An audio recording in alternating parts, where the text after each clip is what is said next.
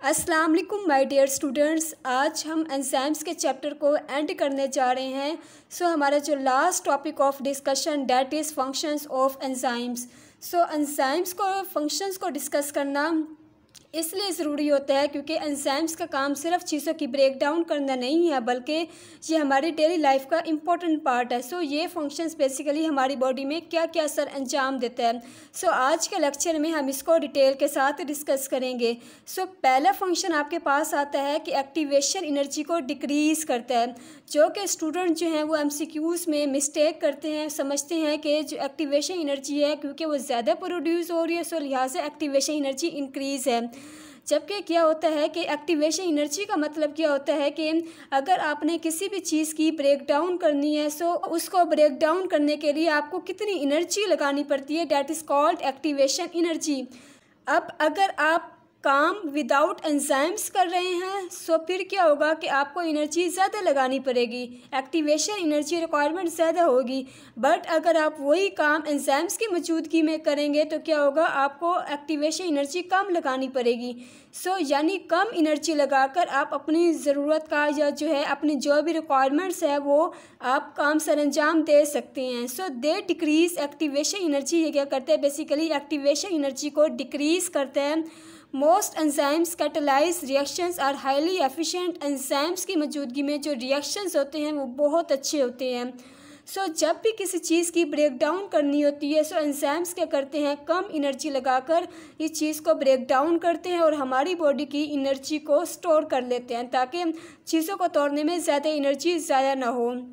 For example, proceeding from 10⁻³ to 10⁻8 times faster than uncatalyzed reactions। Enzymes की मौजूदगी में जो आप रिएक्शन परफॉर्म करते हैं ये 1000 गुना तेज़ी से काम करता है। आपके पास है H2O2 that is called hydrogen पर ऑक्साइड। जब आप इस रिएक्शंस की ब्रेक डाउन करेंगे विदाउट एंजाइम्स, आप देख सकते हैं यहाँ पे एंजाइम्स नहीं है जबकि यहाँ पे एंजाइम्स प्रेजेंट है। ये विदाउट एंजाइम्स की मौजूदगी में ये जो है रिएक्शंस कर रहा है, जबकि ये क्या कर रहा है, एंजाइम्स की मौजूदगी में रिएक्शन कर रहा है। जब आप इस रिएक्शंस की ब्रेक डाउन करोगे विदाउट एंजाइम्स तो हाइड्रोजन अलग हो जाएगा और ऑक्सीजन अलग हो जाएगा। फिर एज ए रिज़ल्ट जो आपको एनर्जी रिक्वायर्ड होगी बॉडी की डैट इज़ 18,000 कैलोरी पर मोल। अगर आप जो है रिएक्शन एंजाइम्स की मौजूदगी में करेंगे तो क्या होगा कि हाइड्रोजन अलग हो जाएगा और ऑक्सीजन अलग हो जाएगा। फिर आपकी बॉडी में कितनी एनर्जी रिक्वायर्ड होगी, 2000 कैल पर मोल। आप देख सकते हैं एंजाइम्स की मौजूदगी में एनर्जी कम लगानी पड़ रही है, जबकि हमने क्या किया है कि हम इसमें विदाउट एंजाइम्स काम कर रहे हैं, एनर्जी हमें ज़्यादा लगानी पड़ रही है 18,000। बाकी जो 16,000 है वो कहाँ पे स्टोर हो जाएगी, वो हमारी बॉडी में एज ए सेव हो जाएगी। ठीक हो गया। पहला फंक्शन आपने याद रखना है कि एक्टिवेशन एनर्जी बेसिकली डिक्रीज़ होती है। जब आप एंजाइम्स की मौजूदगी में काम करेंगे तो एनर्जी कम लगानी पड़ेगी। अगर आप जो है विदाउट एंजाइम्स करेंगे तो आपको एनर्जी ज़्यादा लगानी पड़ेगी। ये आपसे MCQs में पूछ सकते हैं कि एंजाइम्स की मौजूदगी में अगर आप काम करेंगे तो एनर्जी कितनी होती है, डैट इज़ 2000 कैलोरी पर मोल। और अगर आप विदाउट एंजाइम्स काम करेंगे तो कितनी एनर्जी रिक्वायर्ड है, डैट इज़ 18,000 कैल पर मोल। अगला फंक्शन आपके पास आता है डैट इज़ डाइजेशन। आपको पता है कि एंजाइम्स का काम फूड को डाइजेस्ट करना। जो हम फूड खाते हैं जो कि वो कॉम्प्लेक्स हालत में होते हैं, बड़े बड़े पार्टिकल्स होते हैं। ये हमारी बॉडी के अंदर इसको छोटे छोटे पार्टिकल्स के अंदर डिवाइड होना पड़ता है, तब जाके ये हमारी बॉडी में एसिड एब्जॉर्ब होते हैं और हमें एनर्जी मिलती है। इसको कौन हेल्प करता है डाइजेशन करने के लिए, बेसिकली एंजाइम्स हेल्प आउट करते हैं। They play important role in digestion for the conversion of large complex यानी बड़े पार्टिकल्स होते हैं। नॉन डिफ्यूजिबल का मतलब होता है कि ये बड़े साइज़ के होते हैं, एक से दूसरी जगह ये मूव नहीं कर सकते। इनको कन्वर्ट किया जाता है सिंपल में, स्मॉलर में और डिफ्यूजिबल मॉलिक्यूल्स में। ठीक हो गया। आपके पास एग्जाम्पल आते हैं that is amylase, trypsin, lipase. अगला आपके पास आता है that is cheese making. Cheese making क्या होता है कि एंजाइम जो है, आप चीज़ खाते हैं, जो पिज़्ज़ा के अंदर जो चीज़ होते हैं उस चीज़ को बनाने के लिए भी आपकी बॉडी के एंजाइम्स को इस्तेमाल किया जाता है।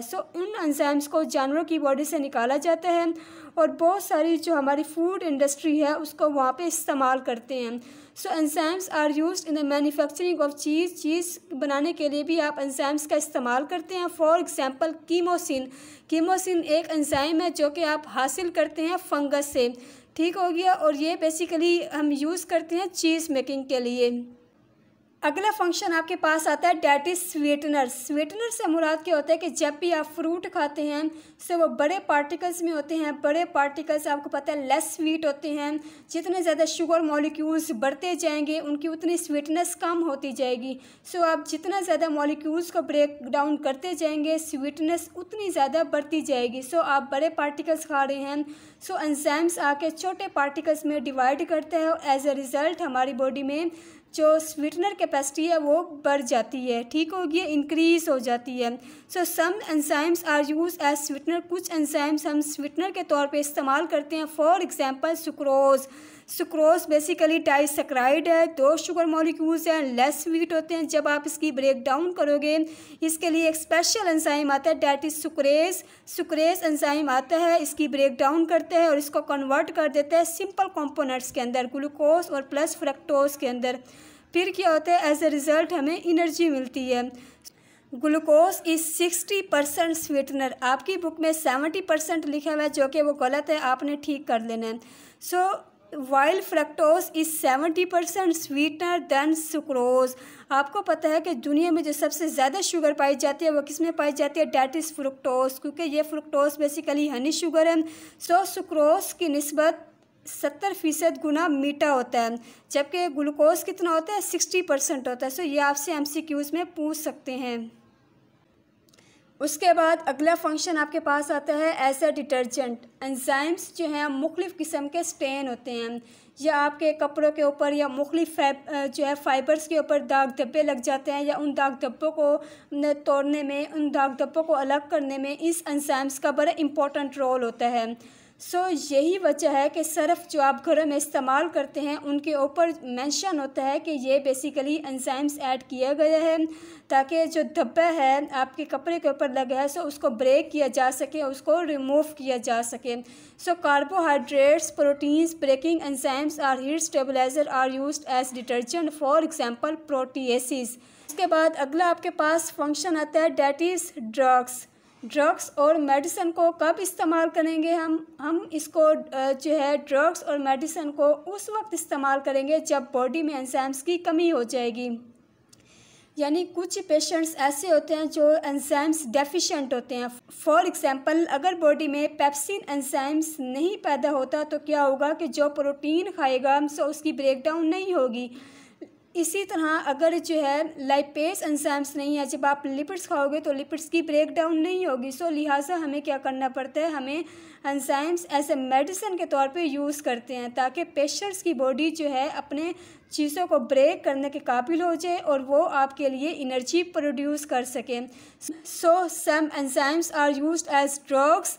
एंजाइम्स को आप ड्रग्स के तौर पर भी यूज़ करते हैं if there is any disturbance in the digestive system, ताकि हमारा डाइजेस्टिव सिस्टम काम कर सके। फॉर एग्जांपल अमाइलेज ये आपके माउथ में होता है, पेप्सिन ये स्टोमिक में होता है, ट्रेप्सिन ये पेनक्रियास में होता है, लाइपेज ये आपके GIT सिस्टम में होता है। These are obtained. अगर इनकी कमी हो जाए, इन एंजाइम्स की कमी हो जाए तो क्या होता है कि आप कहाँ से लेते हैं, ऑब्टेन्ड आप वेजिटेबल्स से लेते हैं और इसके साथ साथ अदर रिसोर्सेज से भी लेते हैं। इट मीन्स आप एनिमल्स से भी लेते हैं, ठीक हो गया। सो उसके बाद अगला आपके पास आता है that is cancer treatment. Cancer के ट्रीटमेंट के लिए भी आप एंजाइम्स का इस्तेमाल करते हैं। सो एंजाइम्स मुख्तलिफ़ किस्म के फंक्शंस रोल प्ले करते हैं। आपको पता है कि हमारी बॉडी में चीज़ों की ब्रेक डाउन करना नहीं है, बल्कि ये हमारी फूड इंडस्ट्री से लेकर मेडिकल इंडस्ट्री के अंदर भी एंजाइम्स काम करते हैं। So some enzymes are used for cancer treatment. Cancer के ट्रीटमेंट के लिए भी हम एंजाइम्स का इस्तेमाल करते हैं। फॉर एग्जांपल L-asparginase, आप देख सकते हैं एंड में ASE आ रहा है। सो बेसिकली ये किसको इंडिकेट कर रहा है, डेट इज़ एंजाइम्स।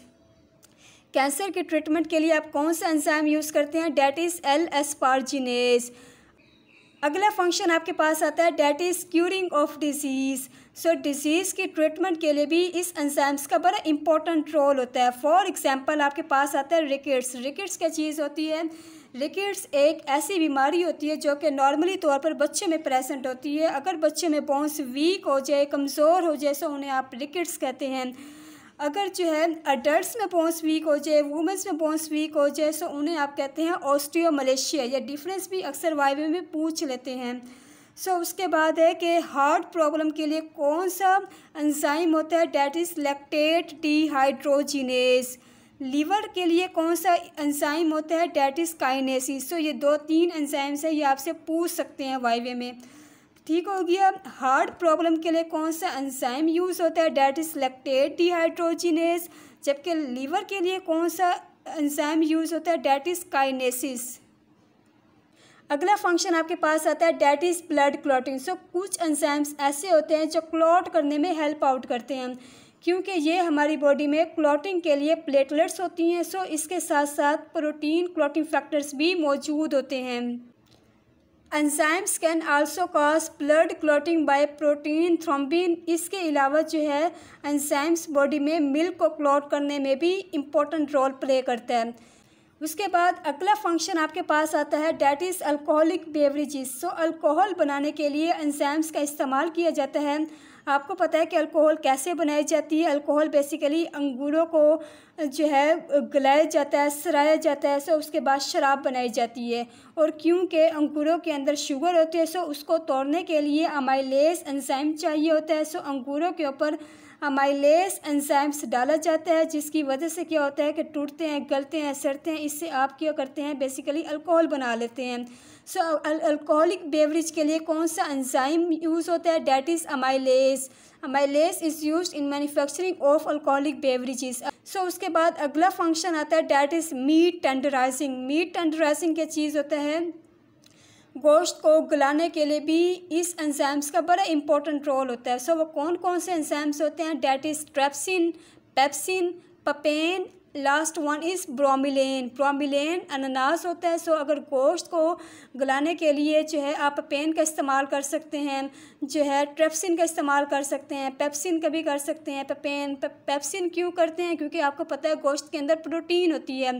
ये क्या करता है, बेसिकली डाइजेस्ट करने में हेल्प आउट करता है। ठीक हो गया। ये थे हमारे functions of enzymes. I hope आपको आज का लेक्चर अच्छा लगा होगा। अगर इससे रिलेटेड कोई क्वेश्चन है या कोई इशू है तो वो आप क्वेश्चन कर सकते हैं। मैं कोशिश करूँगी कि मैं आपको सेटिस्फैक्ट्री आंसर कर सकूँ। बायोकेमिस्ट्री में एक और टॉपिक भी मेंशन है, that is factor affecting of enzymes. आपने इसको अलग से प्रिपेयर नहीं करना। जो हमने प्रॉपर्टीज़ ऑफ एंजाइम्स को डिस्कस किया था ये आपके वही हैं। प्रॉपर्टीज़ ऑफ एंजाइम्स आ जाए या फैक्टर्स अफेक्टिंग ऑफ एंजाइम्स आ जाए, दोनों सेम है। हमने उसमें ये बात डिस्कस की थी कि पीएच के ऊपर क्या इफ़ेक्ट होता है, टेम्परेचर के ऊपर क्या इफ़ेक्ट होता है, सॉल्युबिलिटी के ऊपर क्या इफ़ेक्ट होता है। आपने वही लिखना है फैक्टर्स अफेक्टिंग ऑफ एंजाइम्स में। ठीक हो गया। अगर आपको वीडियो पसंद आती है, वीडियो अच्छी लगती है, please like and share this video and subscribe my channel. Thank you so much. अल्लाह हाफिज़।